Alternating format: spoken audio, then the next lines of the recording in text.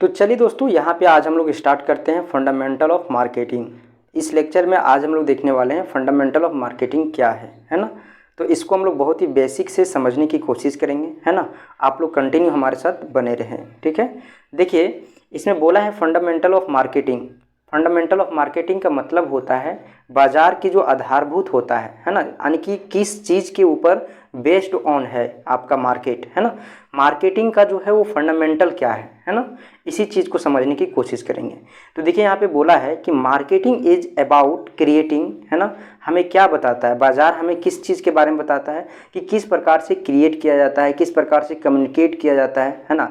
जैसे कि कोई चीज़ का अगर तैयार किया जा रहा है, क्रिएट किया जा रहा है, या फिर आपका कम्युनिकेटिंग, यानी कि जिस प्रकार से आप जो है कस्टमर के बीच में आपका कम्युनिकेशन होता है, वो किस प्रकार से जो है वो जोड़ने का काम किया जाता है। एंड साथ ही साथ जो है आपका डिलीवरिंग, जो आपका डिलीवरिंग वैल्यू टू कस्टमर है, ये भी आपका इसके बारे में जो है आपका बताता है कौन, मार्केटिंग, ठीक है। आपका जो मार्केटिंग का जो फंडामेंटल है ना, फंडामेंटल ऑफ मार्केटिंग जो है वो आपका 7Ps है। 7Ps इसका मतलब होता है, यहाँ पे आप लोग देखिए, प्रोडक्ट, पहला जो आपका होगा प्रोडक्ट किस प्रकार से होगा, देखिए प्रोडक्ट जो होता है ना, उसका डिज़ाइन जो है वो कस्टमर के आवश्यकताओं को ध्यान में रखते हुए किया जाता है, ठीक है। इसलिए आपका जो है वो बाजार की एक आधारभूत जो है आपका वो प्रोडक्ट भी है, ठीक है। उसके बाद देखिए आगे क्या है, नेक्स्ट में आपका है प्राइज किस प्रकार से जो है वो पे किया जाता है, यानी कि बोला जा रहा है यहाँ पे हाउ मच कस्टमर्स पे फॉर द प्रोडक्ट्स। समझिए बात को, है ना, क्या बोल रहा है। कस्टमर जो है वो जब भी कोई प्रोडक्ट को परचेज करता है तो उसके लिए बदले में जो है कुछ ना कुछ जो है वो पेमेंट करता है, पे करता है, ठीक है। इंक्लूडिंग प्राइजिंग स्ट्रेटेजी, जो आपका प्राइजिंग स्ट्रेटेजी होता है उसके आधार पे, सच है जैसे कि आपका यहाँ पे बोला गया है, जैसे कि आपका वैल्यू बेस्ड जो प्राइजिंग होता है, या फिर कॉम्पिटिटिव जो आपका प्राइजिंग होता है ना, उसके आधार पे, ठीक है। उसके बाद आपका थर्ड जो प्राइजिंग होगा, है ना, थर्ड जो पीएस होगा वो है आपका प्लेस, ठीक है। 2 पीएस हम लोग देख चुके हैं। पहला पी क्या है आपका जो है वो प्रोडक्ट, दूसरा है आपका प्राइस, तीसरा जो है आपका प्लेस है, ठीक है। तो प्लेस देखिए यहाँ पे distribution channels use to deliver to products to the customers such as physical store या फिर ई कॉमर्स प्लेटफॉर्म्स, है ना। कोई भी जो आपका प्रोडक्ट जो है ना, उस पर सबसे ज़्यादा इफेक्टिव जो होता है उसका प्लेस होता है ना, कि किस प्रकार से उस प्रोडक्ट को जो है वो डिस्ट्रीब्यूट किया जाए, है ना, किस चैनल के माध्यम से, है ना। अभी हम लोग डिजिटल मार्केटिंग को देखेंगे तो उसमें आपका ऑनलाइन प्लेटफॉर्म होगा, ठीक है। इसी तरह से यहाँ पे ई कॉमर्स प्लेटफॉर्म है, या फिर आपका जो है वो यहाँ पे फिजिकल जो स्टोर होता है उसके माध्यम से ही जो है आपका प्रोडक्ट को सेल किया जाता है, ठीक है। उसके बाद है आपका 4 में जो आपका होगा वो प्रमोशन होगा, ठीक है। ये जो आपका प्रमोशन है, जैसे कि मान लीजिए कि कोई भी प्रोडक्ट को आपको जो है वो प्रमोट करना है, ठीक है, क्या करना है, प्रमोट करना है, तो उसके लिए आप क्या यूज कीजिएगा, यहाँ पे इसी चीज़ को समझना है। प्रमोशन एक मेथड है जिसको यूज करके आप जो है वो लोगों तक पहुंच सकते हैं, अपने प्रोडक्ट को जो है वो कस्टमर तक पहुंचाने का काम कर सकते हैं, है ना। प्रमोशन क्या है समझने की कोशिश कीजिए, ठीक है।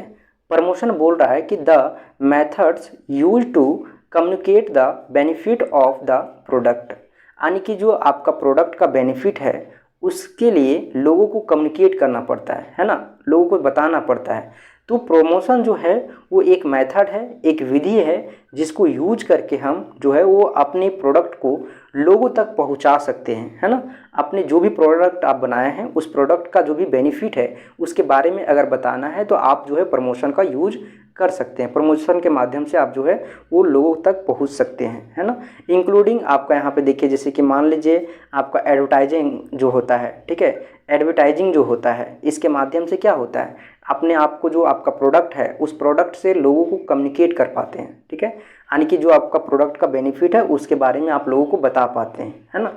पब्लिक है ना। एंड आपका सेल्स प्रमोशन होता है, जैसे सेल्स प्रमोशन का मतलब यहाँ पे जैसे कि आप लोग देखिएगा कि आपका 50% का डिस्काउंट दिया जा रहा है, 30% का डिस्काउंट दिया जा रहा है, ये आपका प्रमोशन है। इस प्रमोशन के माध्यम से क्या होता है कि आपको अगर डिस्काउंट दिया जा रहा है तो उस डिस्काउंट के कारण से आप क्या कीजिएगा, प्रोडक्ट को परचेज कीजिएगा। प्रोडक्ट को एक बार आप परचेज कीजिएगा तो उसका आपको बेनिफिट आपको नज़र आएगा, फिर आप दोबारा उस प्रोडक्ट को खोज कर जो है वो फिर से परचेज कीजिएगा।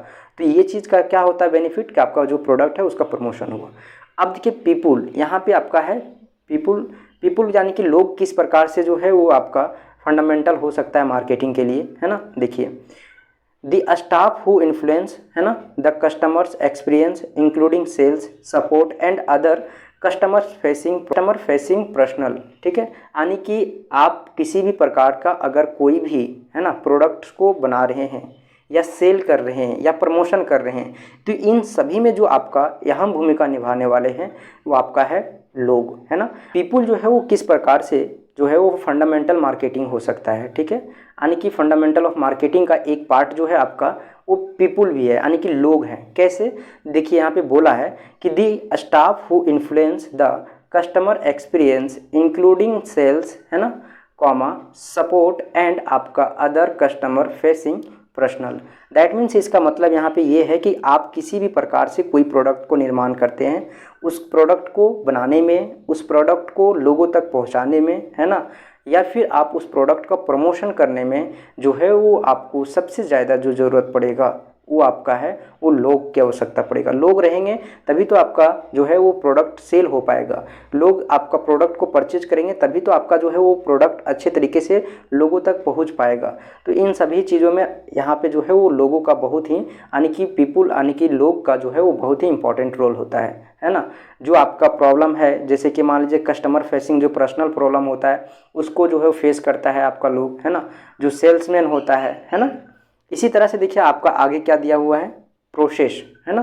किसी भी प्रोडक्ट को निर्माण करने के लिए एक प्रोसेस से गुजरना पड़ता है, यानी कि the systems and process that delivers to the product, है ना।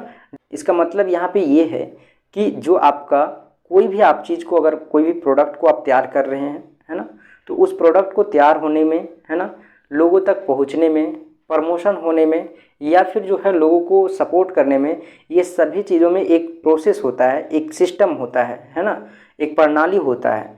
तो उसी प्रोसेस के द्वारा जो है वो गुजरना पड़ता है। किसी भी प्रोडक्ट को तैयार होने से लेकर आखिरी, यानी कि शुरुआती फेज से लेकर अंतिम जो फेज होता है, जो निर्माण से लेकर यूज तक होता है, इससे पहले इसके बीच में एक बहुत सारे प्रोसेस होता है।